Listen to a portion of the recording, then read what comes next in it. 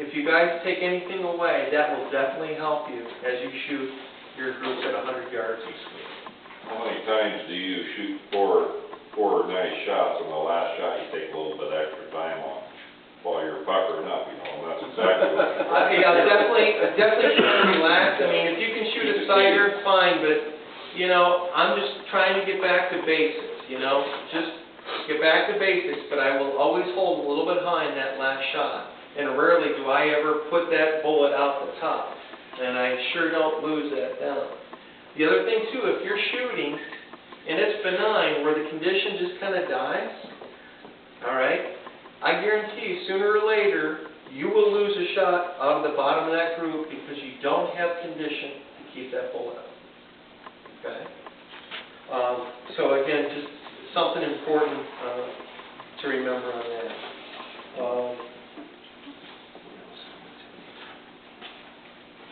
Anybody have any questions so far? Yeah. Go ahead. I actually have two questions. One, I want to verify that when you get horizontal in your group, you say your load is too light. Yep. Okay. The other thing is when you make jumps in your powder charge, how far do you go? Okay, great question, Tim. Guys, if you're using a Harold's and Neil Jones, they're only accurate to 0.2 of a grain. A half a number will definitely affect a little bit, but really not enough to fix the problem that is making you having to make an adjustment. When I make a change, I want to make a number change so I can see something demonstrably in how my group forms. So I'm going to go a whole number, okay? I started out with my railgun today at 52 clicks, and it worked fine, and then on the fourth group, it got warm. I knew the powder was getting light. I made an adjustment. I went to 53 clicks, and my target before this one, I think I had a 327 because I got vertical, the load just got too light, and I made the adjustments, the gun went back to 10. So I'm going to go up during the day, but I'm going to make a number change so I see something. When you said you got vertical, it was Too light, and I went to a hotter number, more powder, and that's... But you just said you get horizontal. When you're, well, one of two ways. There's two extremes. If I've got vertical, and I make a little bit more powder, I'm going from vertical, now I'm just getting weather report. Still too light. The next thing is to where it's sticky. I go from weather report to depth. Okay? So there's a step between vertical, flat line, wow, my gun's just shooting real flat. Yeah, no, you don't want to do that. And then a little more powder. Take that. So if you click vertical and horizontal, there's a point in there. Vertical, then horizontal. Okay? The next step is tune. All right. Vertical, I'm just too light, but if I just make a little change, it's going to go horizontal. It's close, but you're still too light. A little bit more powder will take that left and right out of that group. Okay? Guys, I'll touch on one more thing. I'll cut you loose. I'm sorry, Jim. I got one question. Another shooter taught me, you mentioned briefly about the lodge, 200 yards, just to a point when you're older, Right? can't see crap. Yep. He taught me to hold in the corner of the black square, Yep. every bullet's fall. Yep. He said, you know the distance, corner to corner, and hold it accordingly. Just that acceptable, or can you get in trouble? No, great point. Back in the time machine, July 2001, Holton, Michigan, it's all sand. I've never shot a screamer group at 200. We get to Sunday afternoon, and you can't see any line. Perry Morton's kind of helped me, older Hall of Fame member, great guy. I'm like, we can't hold a match. I'm whining and complaining like I'm Dave Coote, oh, this is terrible, we can't. And Perry's like, when you're done whining, let me help you. I'm like, all right, what, Perry? He said, when you get it so much mirage where you can't aim, quit worrying about sighters, because unless you shoot 3, you really have a hard time discerning it. And by the time you discern your sighters, that condition's gone. I go, all right, smart guy, what do I do? He goes, when you can't see the ring, take your vertical crosshair, split your target square. I'm like, all right, smart guy, what do I do with the horizontal? He says, all right, you see those black bars on the side of your target frame? Those are mirage boards. I'm like, all right, go ahead. He says, take your horizontal crosshair and put it in between one of those black mirage stripes. So now I've got a reference vertically, which I can easily see the target square, and then I'm using the mirage board, and I'm like, Perry, geez, I can't resolve an aiming point smaller than an inch. He's like, listen, you are aiming smaller in mirage than, you realize. I'm like, oh, Perry, I think you're full of it. He goes, try it, I'll watch you shoot.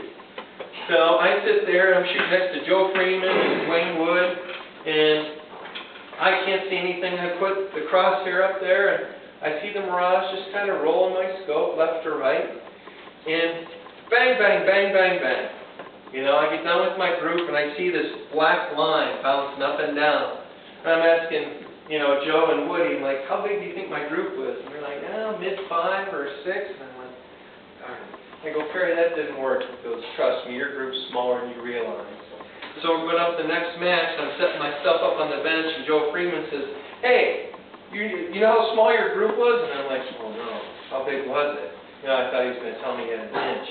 He goes, it was a 235. And I went, no, Joe, that wasn't mine. That was someone else's. He goes, no, you're shooting next to me. It was a 235. I said, but I couldn't see the... And Perry Morton was like, I told you, you're in. So the first time I couldn't even see rings, I shoot my first streamer group. And you guys can do it too. And that is, I'll tell you, while people are freaking out about mirage, there are less people you have to worry about. They're going to be behind you. Remember, that is just a priceless, one of the best tips I've learned when you have that mirage where the lines really are bad. Now, a couple other things in mirage. We may have a day at 200 yards to where it's real benign, just like at St. Louis. The flags aren't moving, you can't see anything coming, going. When do you guys start your group? Just luck and maybe shoot a couple siders, see if you can catch it, they're touching. 3 seconds after the line. Okay. What you want to do is get on your scope and study it real hard. In mirage, you'll see a couple different ways. It'll either be boiling to where you'll see shimmers go up. This shows a stagnant wind. Mirage is wind you can see. It is real-time wind, and 90% of the time it is on us. Okay? If you want to do something fun, this is what we do at Chippewa. On a real hot day in the summertime, we'll practice at 200. Guess what? We're not putting up flags today, guys. You'd be amazed how good you can shoot the groups at 200 yards just shooting mirage. So we have a boil to where it just shimmers, okay? And then we'll have kind of a sine wave where it'll roll left or right. And the sine wave is going to be pretty big when the condition is nice and gentle. It's saying shoot, shoot, shoot. When that sine wave starts to get faster, that's your air current or your wind is picking up. That's saying you don't want to shoot necessarily. But mirage will save your rear end 9 times out of the 10. I can't tell you how many times I've had, 3 or 4 shots and I'm going to pull the trigger, and all of a sudden I'm shooting my red condition at 200, and all of a sudden I see the mirage reverse. I'm like, what? And the flags still show red. I'll go down to the sighter. Guess where the bullet goes? It follows the mirage. Then I look up. Now the flags start turning back. Mirage is wind in real time. Our flags, I love smiley flags, that's what I use. They are great when it's windy. Okay, wind is real time.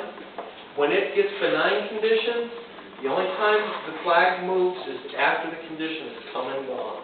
So you've really got to be looking before where the condition's coming from.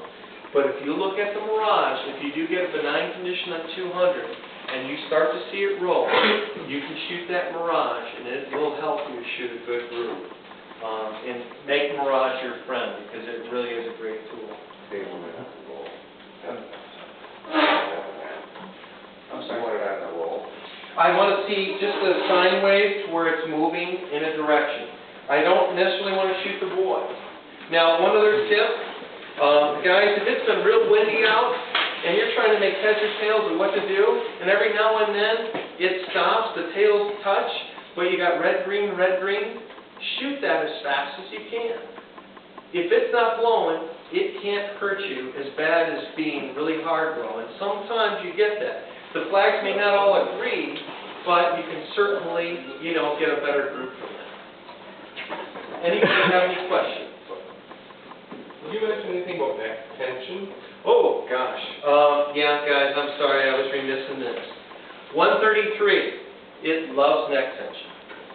If you have, depending upon what you want to do with your brass preparation going forward, say you have a 262 neck, and you do neck turn your brass to 82 or 83, use a 256 or a 255 neck bush. Go out to 200 yards and try 1,000th difference. I'll guarantee you, if you're using 133, you'll see a difference in your target, in your grooves. A lot of people say, I don't like 133, it's not work. A lot of people aren't using enough neck tension with it because it definitely likes to hold that bullet. Okay. Anybody else have any questions? Okay. Guys, I really appreciate your time. I hope maybe you picked up a couple things that'll help you this week.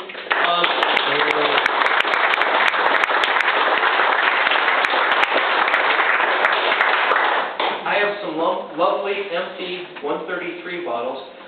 Dave Coots, I'm sorry, these used to be full, but Dave went through and filtered all the powder. Now, I've got, I think, 36 of them, and I know we got, I don't know how many guys we have, more than 36? I don't want anybody to go short. If you've got one from a previous... Short isn't here. Yeah, he'll be coming back to get us. If I didn't get you this time, I will promise you next year I will have more of this through the support of 133. Adam Braverman, who's the general manager, he supplied this. He'll be on site tomorrow. He will have powder for sale, 8-pound jugs, I think, for $160. And also Lapua brass for $70. For a lot of places are selling it like $92 now. So he's selling it for graphics, so it's one of the distributors. But this is thank Adam Braverman for the powder. If you didn't get some, I promise next year I'll make it up to you. But, they sent me 36 1-pound jugs. But try it. If you're not a 133 user, revisit it. It does work real well. I will tell you there are times where it's not maybe the best choice. If the humidity does get real low, 133 you got to go way up in powder to get it to work. But again, most of the time, it's been a really great asset for me. It's worked really well for the years. So I appreciate all your time.